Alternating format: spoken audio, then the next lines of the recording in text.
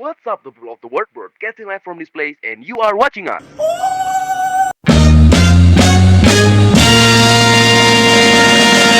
Halo guys, aku dari kelompok 8 dan anggotanya ada aku, dan dia. Jadi kami di sini akan membahas tentang perang Rusia dan Ukraina. Cuman sebelumnya aku pengen kasih tahu kalau misalkan kita di sini menggunakan background video yang random. Karena apa? Karena biar enjoy aja friend, biar nggak suntuk nontonnya. Oke, that's right. Jadi kita langsung aja mulai pembahasannya.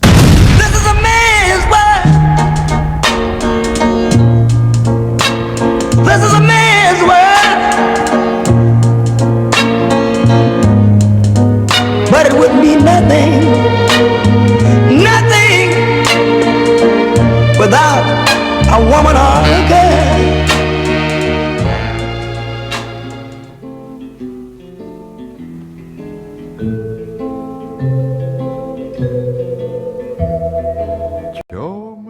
Perang Rusia dan Ukraina bukan cuma soal perebutan wilayah, namun juga benturan dua cara pandang besar tentang dunia.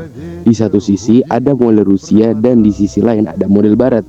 Keduanya punya visi berbeda soal bagaimana dunia seharusnya dijalankan. Jadi Rusia ini punya model dunia yang namanya multipolar. Nah, Rusia ingin dunia yang gak cuma dikuasai satu pihak aja. Menurut mereka, sangat gak adil kalau Amerika dan sekutunya terus yang mendikte kebijakan global. Rusia ingin dunia multipolar, artinya ada banyak pusat kekuatan seperti Rusia, Cina, India, dan negara lainnya yang punya pengaruh seimbang.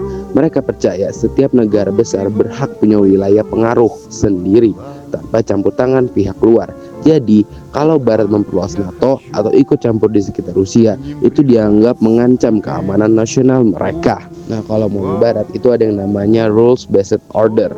Jadi, Barat terutama Amerika Serikat dan Uni Eropa melihat dunia dari sisi hukum dan kedaulatan. Mereka berpegang pada prinsip bahwa setiap negara berhak menentukan arah politiknya sendiri tanpa tekanan dari negara lain. Bagi Barat, invasi Rusia ke Ukraina jelas salah karena mereka melanggar hukum internasional dan hak kedaulatan. Makanya mereka kasih sanksi, dukung Ukraina, dan terus menyerukan agar dunia tetap berpegang pada aturan mainnya yang berlaku untuk semua negara. Jadi intinya gini friend, Rusia pengen tuh dunia yang punya banyak pusat kekuatan. Cuman si Barat nih pengennya dunia yang diatur dengan aturan hukum internasional yang sama untuk semuanya. Keduanya sih emang punya alasan masing-masing, dan disitulah akar dari konflik besar ini. Bukan cuma perang fisik, tapi juga perang ide dan cara pandang tentang masa depan dunia.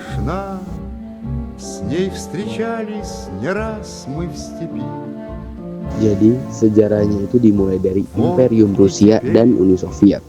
Selama berabad-abad, Ukraina berada di bawah bayang-bayang kekuasaan Moskow. Pada masa kekaisaran Rusia, wilayah Ukraina dianggap sebagai bagian penting dari dunia Rusia, baik secara budaya, politik maupun ekonomi. Setelah revolusi Bolshevik tahun 1917, Ukraina kembali diintegrasikan ke dalam Uni Soviet, menjadikannya salah satu republik utama dalam federasi komunis tersebut. Hubungan ini menanamkan pola dominasi Rusia atas Ukraina yang bertahan hingga abad ke-20. Holodomor pada tahun 1932 sampai tahun 1933. Pada masa pemerintahan Joseph Stalin, kebijakan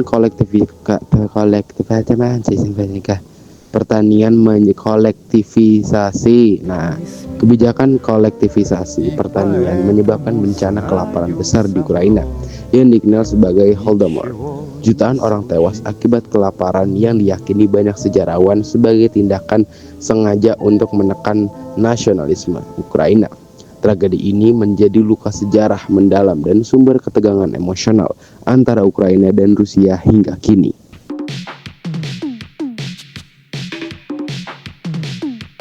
Perang Dunia Kedua. Ukraina menjadi salah satu wilayah paling berdarah dalam Perang Dunia Kedua. Invasi Jerman Nazi dan kemudian serangan balik Soviet menghancurkan banyak kota dan menewaskan jutaan warga.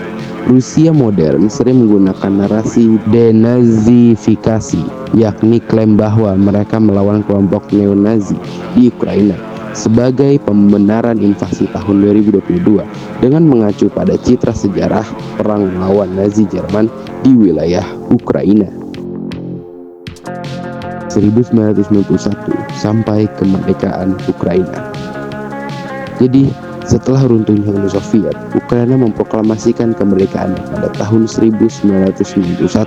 Negara ini mewarisi sebagian besar persenjataan nuklir Soviet dan menjadikannya salah satu kekuatan nuklir terbesar di dunia pada saat itu. Namun, melalui Budapest Memorandum tahun 1994, Ukraina sepakat menyerahkan seluruh senjata nuklirnya kepada Rusia dengan jaminan keamanan dan kedaulatan dari Rusia, Amerika Serikat, dan Inggris. Ironisnya, jaminan ini kemudian dilanggar ketika Rusia menganeksasi Crimea pada tahun 2014 dan melancarkan invasi besar-besaran pada 2022.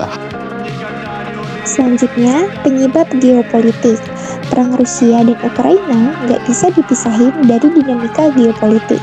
Sejak tahun 1991, NATO berkembang pesat dari 16 anggota jadi 31 negara pada tahun 2023. Rusia melihat ini kayak dikepung di halaman rumahnya sendiri. Lalu yang kedua, ada revolusi Maidan pada tahun 2014. Presiden Ukraina waktu itu Yanukovych yang condong ke Rusia digulingkan. Moskow menilainya bukan sekedar protes rakyat, tapi kudeta yang diatur Barat. Nah, yang ketiga, di wilayah Crimea dan Donbas muncul krisis identitas. Sebagian penduduk berbahasa Rusia dan sebagian penduduk pro-Ukraina. Rusia masuk dengan strategi hybrid warfare, pakai pasukan tanpa tanda, propaganda, sampai operasi cyber untuk memecah belah. Yang keempat, ada fase-fase perang Rusia-Ukraina. Perang ini berjalan dalam beberapa tahap. Yang pertama, ada invasi kilat. Pada Februari hingga April 2022, Rusia menyerang cepat dari berbagai arah. Targetnya merebut Kiev mengganti pemerintahan Ukraina dengan yang pro-Moskow. Hasilnya gagal karena pertahanan Ukraina kuat. Bantuan intelijen Barat, Rusia akhirnya mundur dari Kiev. Yang kedua, ada perang posisi. Pada Mei sampai Oktober 2022, Rusia ubah strategi, fokus di Donbas, timur Ukraina, dan jalur darat menuju Crimea. Rusia berhasil kuasai Mariupol. Ukraina belum mampu serangan besar, tapi mulai mengganggu posisi Rusia. Yang ketiga, ada counter offensive. Akhir 2022 hingga 2023, Ukraina melakukan serangan balasan besar, berhasil merebut kembali sebagian wilayah di Kharkiv dan Kherson. Senjata canggih dari Barat, HIMARS, Leopard 2, Patriot, meningkatkan efektivitas serangan Ukraina. Yang keempat, ada perang gesekan pada 2024-2025. Kondisi stalemate, garis depan hampir tidak berubah. Perang lebih banyak berupa serangan drone, rudal jarak jauh yang menghantam kota dan infrastruktur, dan perang siber. Akibatnya, warga sipil sangat menderita walaupun garis pertempuran tidak banyak bergerak. Selanjutnya, dimensi militer. Kalau dari sisi militer, Rusia memang unggul di awal. Mereka punya lebih banyak tank, artileri, dan jet tempur. Tapi Ukraina lebih adaptif, cepat belajar di medan perang. Rusia mengandalkan senjata modern seperti rudal hypersonic Kinzhal dan drone Shahed buatan Iran. Sedangkan Ukraina dibekali HIMARS, rudal Storm Shadow, sampai drone lokal yang gesit. Strategi Rusia cenderung perang atrisi, yaitu nguras lawan lewat serangan rudal massal. Ukraina beda, mereka fokus pada serangan presisi dan manuver yang cepat. Namun, masing-masing punya kelemahan. Rusia sering kesulitan logistik dan moral tentaranya makin menurun. Sedangkan Ukraina sendiri tergantung penuh pada bantuan Barat. Sementara, jumlah penduduk yang bisa dikerahkan makin menipis. Selanjutnya, perang informasi dan identitas. Selain perang senjata, ada juga perang narasi. Rusia gencar menyebut Ukraina hanya boneka Barat, dan operasi mereka disebut operasi militer khusus, bukan perang. Sebaliknya, Ukraina membangun narasi perlawanan. Mereka melawan penjajahan dengan Zelensky tampil sebagai simbol heroik. Di dunia maya, perang cyber juga jadi senjata. Bank, jaringan listrik, hingga media sosial jadi sasarannya. Tujuannya jelas, bukan cuma menghancurkan infrastruktur, tapi juga memengaruhi opini publik global. Dampak ekonomi global. Perang Rusia dan Ukraina menyebabkan harga minyak dan gas meningkat. Negara-negara Eropa mempercepat penggunaan energi terbarukan. Perdagangan gandum terganggu karena Ukraina adalah pengekspor besar. Negara-negara barat memberi hukuman ekonomi kepada Rusia sehingga hubungan dagang dunia terguncang. Dampak sosial dan psikologis. Perang menimbulkan penderitaan dan trauma mendalam bagi rakyat. Banyak anak kehilangan rumah dan keluarga. Jutaan orang Ukraina pergi ke negara lain untuk mencari perlindungan. Dunia terpecah dalam pandangan. Sebagian mendukung Barat dan sebagian tetap bersikap netral. Politik internasional. Hubungan Rusia dan Cina semakin erat untuk menentang pengaruh negara Barat. Organisasi pertahanan di Eropa dan Amerika Utara semakin kuat dan bertambah anggota. Beberapa negara seperti Turki, Qatar, dan Arab Saudi berperan menengahi konflik serta menjadi pemasok energi bagi dunia. Yang ke-10 ada situasi tahun 2025. Yang pertama, front pertempuran. Tidak ada kemenangan besar dari kedua pihak. Ukraina lebih sering menyerang Rusia dengan drone jarak jauh hingga Moskow dan kilang minyak. Rusia tetap kuat di wilayah Donbas dan Crimea. Yang kedua itu ada politik dalam negeri. Rusia memperketat kontrol, sensor, represi, oposisi, mobilisasi militer. Ukraina tetap menguatkan hubungan dengan Barat meskipun ekonomi dan penduduknya sangat terbebani perang. Yang ketiga itu ada diplomasi. Upaya damai dari PBB, Turki atau negara netral masih buntu. Kedua pihak belum siap kompromi. Ukraina tidak mau menyerahkan wilayah, Rusia tidak mau mundur tanpa hasil.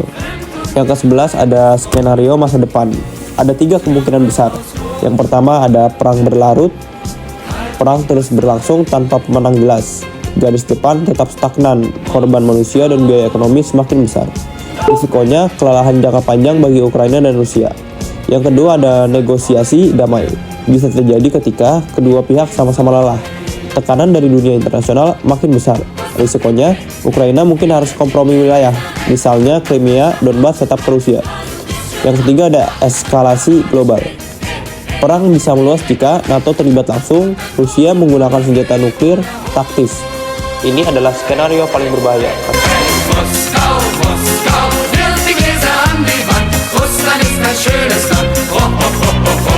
Hey, Moskau, Moskau, deine Seele ist so groß. Nachts da ist der Teufel los. Ha, ha, ha, ha, ha. Hey! Bagi Ukraina, perang ini bukan sekedar soal wilayah, melainkan soal eksistensi nasional. Bertahan berarti mempertahankan identitas, kedaulatan, dan masa depan sebagai bangsa merdeka yang bebas menentukan arah politiknya sendiri. Kekalahan berarti hilangnya kemerdekaan yang diperjuangkan sejak tahun 1991. Bagi Rusia, kemenangan menjadi simbol untuk mengembalikannya pengaruh globalnya yang hilang setelah runtuhnya Uni Soviet. Keberhasilan di Ukraina akan memperkuat posisi Moskow sebagai kekuatan besar dunia dan menegaskan dominasinya atas wilayah bekas Soviet. Bagi komunitas internasional, konflik ini adalah taruhan besar bagi hukum internasional dan tatanan global. Hasil perang akan menentukan apakah prinsip kedaulatan negara dan larangan agresi masih dihormati, atau justru dunia akan kembali pada era di mana kekuatan militer menentukan segalanya. Jadi, kesimpulan, perang ini akan menjadi presiden global. Apakah kedaulatan negara kecil dapat bertahan dengan ambisi negara besar? Dan apakah hukum internasional masih mampu melindungi perbatasan di era geopolitik yang semakin tegang? Dunia sedang menyaksikan pertarungan yang akan membentuk arsitektur keamanan global selama beberapa dekade mendatang.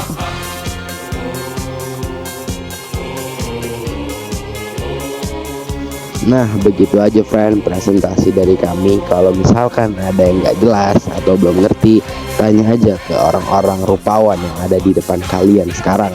Oke? Kita tutupi presentasi pada hari ini. Kurang dan lebihnya kami meminta maaf yang seikhlas-ikhlasnya. Wabillahi taufik wal hidayah. Wassalamualaikum warahmatullahi wabarakatuh.